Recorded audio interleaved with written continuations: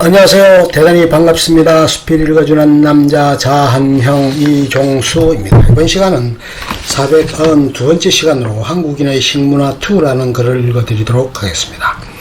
한국인의 식문화2.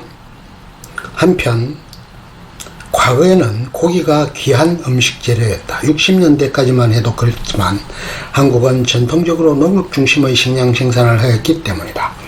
이는 단순한 기호만의 문제가 아니라 생존과 직결되었기에 당연한 결과라고 하겠다. 예를 들면 쌀을 재배하여 100명이 먹고 살 수 있는 땅에 목초지를 만들어 고기를 먹는다면 9명이 먹고 살 수 있다고 한다. 조선시대 때 국가에서 농업을 적극 장려하여 백성들의 생활의 안정을 꾀했던 것도 다 이유가 있는 것이다. 이에 반해 고기를 먹는 것은 상대적으로 사정이 안 좋은 편이었다. 예를 들면 복날에 개를 잡아먹는 것, 고기를 먹을 때 거의 버리는 재료가 없다는 것을 보면 고기 먹기가 쉽지 않은 환경이었음을 추측해 볼 수 있다. 그래서 그런지 한국인은 소유의 거의 모든 부분을 버리지 않고 쓴다. 부위로 나누는 것도 자그마치 120가지로 외국에서 들으면 기절할 지경으로 나눈다. 사실 도살에서 이렇게 안 쓰는 가축이 더 드물지만 한국인은 소를 도축하면 가죽, 뼈, 피, 골수, 뇌 등 쓸 수 있는 건 거의 다 쓴다. 거기에 소를 어찌나 많이 먹었는지 조선시대에는 백성들이 농사지을 소를 남기지 않고 먹어치운다고 정부에서 많이 고민하였고 결국 소를 잡아먹는 것을 금지한 경우도 있었다. 실제로 실록을 찾아보면 소를 잡아먹기 때문에 처벌했다는 구절들이 있다. 심지어 당시 일종의 마을 자치 규범인 향약에서는 소를 잡는 것을 금한다는 규범이 당당하게 명문화돼서 실려 있을 정도였고 소를 밀도살하는 것이 중죄인 만큼 소를 잡을 때는 공식적으로 도살장에서 잡아야만 했다. 소를 잡아먹는 것이 금기되기는 했지만 명절 때이거나 병든 소를 잡아먹는 것은 허용했다. 그래서 주인의 식탐과 안전 때문에 멀쩡한 소가 병든 소로 둔갑하는 일도 있었다. 게다가 보수적인 영남의 양반가에선 쇠고기 먹는 것을 자존심으로 여겨서 돼지고기, 닭고기를 올리면 채통이 없다고 며느리를 구중하는 일이 1990년대까지도 있었다.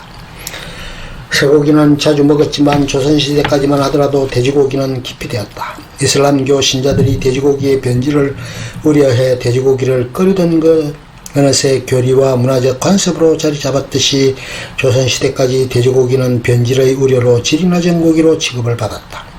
돼지고기의 수요가 급증한 건 18세기와 19세기 무렵으로 비교적 근대에 들어서이며 지금은 삼겹살이라는 한국 특유의 육식 문화 탄생으로 돈육의 섭취량이 조선과 비교하면 아주 많아졌다. 소는 귀했기 때문에 간혹 고기를 먹어야 할 일이 있다면 주변에서 구하기 쉬운 개고기를 먹는 경우가 잦았다. 그래서 여름날 영양 보충을 해야 할 복날이 오면 주변에서 구하기 쉬운 개고기를 쓰곤 했는데 이게 우리가 알고 있는 보신탕이다. 어찌되었든 어느 한 집에서 소나 돼지 등의 가축을 도축하면 마을 집집마다 고기를 돌리는 것이 하나의 관례였다. 이러한 관례는 최근 시골에서도 종종 보이곤 한다. 그만큼 고기가 귀한 식재료인지라 어느 집에서 고기를 생산했다면 그 집에서는 들뜬 기분이 충만한 마을 사람들에게 좋든 싫든 고기를 나눠줘야 했다는 이야기이다. 그러나 외국인 선교사의 눈에는 한국인들이 고기를 미친듯이 먹는 걸로 보였던 것이 당연한 것인지도 모른다. 사실 밀에는 필수 아미노산이 부족하여 고기를 곁들여 먹어야 하지만 쌀은 기본적인 영양소가 골고루 갖추어 있어 약간의 영양소만 보충하면 될 뿐이라고 한다. 무슨 말인고 하면 쌀을 먹으면 굳이 고기를 안 먹어도 된다는 이야기다. 이런 정황들을 볼 때 양반의 사정은 좀 다를지 모르겠으나 적어도 일반 백성이라면 늘 고기 반찬이 밥상 위에 올랐을 리는 없을 것 같다. 또한 과거 고려시대 때에는 불교의 영향으로 채식을 즐기기도 하였다. 고려는 정치가 심히 어지러 부처를 좋아하고 살생을 경계하기 때문에 구간이나 상신이 아니면 양가하니 그 스트림이 이와 같다. 선화봉사 고려 도경. 즉 도살 기출 자체가 쇠퇴하여서 중국 사신이 왔는데도 접대가 일하다.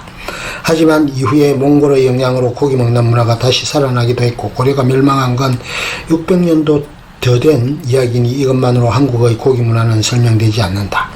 몽골의 영향으로 도입된 대표적인 육식 문화가 쌍화다, 만두. 하지만 우리나라는 몽골과 다르게 가축들에게 풀을 먹일 목초지가 절대적으로 부족했기 때문에 고기의 공급 문제로 쌍화를 만들 때 고기에 채소를 많이 섞어 만들었다. 참고로 현대 중국에서는 한국인이 고기가 비싸서 고기를 못 먹는 가난한 사람으로 오해받는 경우도 있다. 흔히 중국인들이 넷상으로 한국인을 비하할 때 하는 말이 빵쩌는 고기도 비싸서 못 사먹는다인데, 한국인의 고기 소비율을 보면 어불성설, 오해의 유래는 한국 드라마라는 설이 있다. 중국에서 방송되는 한국 드라마에서 등장인물이 한우 같은 고기를 선물 받고 좋아하는 장면을 고작 싸구려 고기에 기뻐하는 걸로 오해해서 그렇다고. 한국의 식단 차림의 절형이라 할 만한 반상 차림은 뚜껑 있는 그릇에 담겨 나오는 반찬 가지수에 따라 3첩, 5첩, 7첩 등으로 부르는데 첩수가 올라갈수록 점차 차림이 풍부해진다. 하지만 여기서 딱 세 가지 어디서나 빠지지 않으면서 아예 첩수에도 계산되지 않는 것이 있다. 바로 밥, 국, 김치다. 밥하고 국은 그렇다 치더라도 채소의 기본 반찬은 고기가 아닌 절인 배채소였다는 이야기다. 현재 한국은 중국이나 일본과 달리 숟가락을 비중 있게 사용하고 있다. 유독 한국에서만 숟가락의 비중이 높은 이유는 음식에 물기가 많고 또 언제나 밥상에 오르는 국이 있었기 때문인 듯하다. 일본의 국은 한국과 달리 건더기가 적어서 국물에 가깝고 그나마도 개인별로 작은 그릇에 담아 들고 마신다. 이에 반해 한국인이 즐겨 먹는 찌개류나 국밥은 물기가 많고 젓가락으로 일일이 건져 먹기가 힘들기에 숟가락이 필요한 음식이다. 고려 후기에는 몽골 요리가 전해져 고기를 물에 넣고 삶아 그 우러난 국물과 고기를 함께 먹는 지금의 설렁탕, 곰탕이 생겨났는데, 여기서 발생된 국밥은 애초에 밥을 국에 말아 놓은 것이다. 이러한 식생활 풍습은 전 세계에서 드문 것이라고 한다.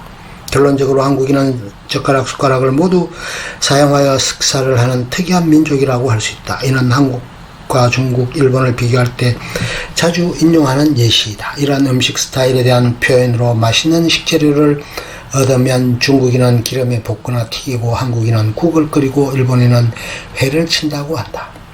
그리고 금속재 식기를 사용한다는 것도 특이한 점이다. 지금이야 도자기 그릇을 더 많이 쓰지만 1980년대까지 숟가락, 젓가락뿐만 아니라 그릇 전반이 다 노쇠나 스테인리스였다. 동북아시아 삼국의 젓가락 중에 한국 쇠젓가락은 가장 무겁고 사용하는 것이 어려운 편에 속한다. 한국의 차문화는 녹자 위주로 발달했다.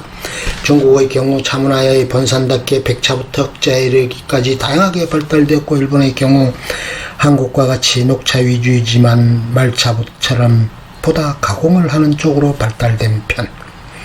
불교와 차문화는 서로 밀접한 관계를 갖는데, 대승불교가 인도에서 중국을 통해 한국 그리고 일본에 이르는 과정에서 기호식품이면서도 불교 계열에 어긋나지 않는 차가 함께 소개된 것. 중동권에 이슬람이 퍼지면서 와인 문화가 멸절되고 대신 차, 커피가 기호식품으로 자리 잡은 것과 유사하다. 고려시대까지는 차 문화가 형성했으며 우리는 차를 상업적으로 파는 시설인 다방도 존재했다. 조선시대로 넘어간 이후 숙류 억벌 정책으로 인해 불교적 음료인 차 또는 단합받아 쇠퇴하였다. 검약을 강조하는 유교 이념하에서 차를 사치품으로 본 것도 있고, 산업공상의 기준에서 알 수 있듯이 사람을 먹일 수 있는 작물, 쌀을 생산하는 농업을 중시한 조선에서 상업적인 작물을 민간이 자율적으로 키우는 것은 권장되지 못했다. 그러나 가장 큰 이유는 개국 이후 조선 초부터 고려를 병들게 한 귀족적 미신적 행태를 일수하는 과정에서 불교의 상징처럼 된 차문화 또한 명맥이 끊기다시피 한 것. 그러나 조선조 왕실에서 소모할 차 정도는 억불정책 하에서도 남겨둔 사찰에서 생산했으며 선비들과 사찰을 위주로 조선조 내내 명맥을 이어갔다. 대중화가 되기 힘들었을 뿐 애초에 정약공의 호 다산을 생각해보자. 일제강점기와 한국전쟁을 거친 후 현대에 이르러서도 차문화가 대중적이지 않은 편, 오히려 커피가 압도적이다. 이는 자국차 재배농가를 보호하기 위한 관세에서 비롯된 부분도 많은데 홍차류의 경우 관세가 40%이고 한국에서 차 관련 주 생산 품목으로 꼽히는 녹차의 경우 관세가 무려 600%다. 애초에 자국 생산량이 압도적이지 않은 상태에서 영업을 위한 상품 찻잎을 대량으로 들여올 경우 관세 폭탄을 맞아버리니 다방의 경쟁성이 거의 사라지는 것. 반대로 커피 원두의 경우 관세가 8%이다. 애초에 세계시장에서 거래되는 가격이 커피가 더 싼 데다 관세 장벽으로 인해 대중화의 길은 요원하다. 그러나 차 매니어청 이른바 프리미엄 시장을 대상으로 한 시장에서는 한국 녹차도 비중이 있는 편.